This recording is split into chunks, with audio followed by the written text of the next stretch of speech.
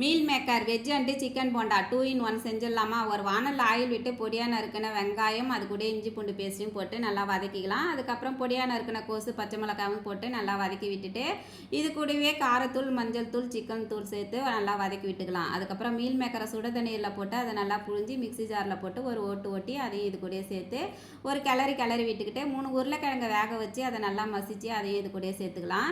இந்த நேரத்தில் நம்ம சிக்கனை சேர்த்தோம்னா சிக்கன் போண்டா, சிக்கன் சேர்க்காம இது கூட மல்லித்தழையை போட்டு இறக்கணும்னா இது வந்து வெஜ்ஜி போண்டா. அதனால் வந்து மல்லித்தழையை சேர்த்து கொஞ்சமாக வந்து இதில் அள்ளி வச்சுக்கலாம். இது வந்து வெஜ்ஜி சாப்பிட்றவங்களுக்காக தனியாக செஞ்சு காமிக்கிறது.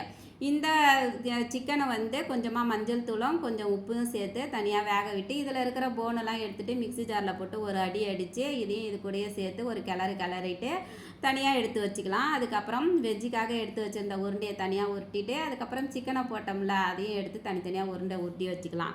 ஒரு வானலில் ஆயில் விட்டு பஜ்ஜி மாவை கலந்து அதில் வந்து ஃபஸ்ட்டு வெஜ்ஜி போண்டாவை போட்டு எடுத்துக்கலாம். அதுக்கப்புறம் சிக்கன் போண்டாவை போட்டு எடுத்துக்கலாம். இது பாண்டிச்சேரியில் வந்து அங்கங்கே தெருவாரங்களில் சேல்ஸ் ஆகிட்டே இருக்கும். செம்ம டேஸ்ட்டாகவே இருக்கும். ஒரே நேரத்தில் வந்து வெஜ்ஜி சாப்பிட்றவங்களுக்கு நான்வெஜ்ஜி சாப்பிட்றவங்களுக்கு ஸ்நாக்ஸு செஞ்ச மாதிரியே இருக்கும். வீடியோ பிடிச்சா லைக் பண்ணுங்கள். Bye friends.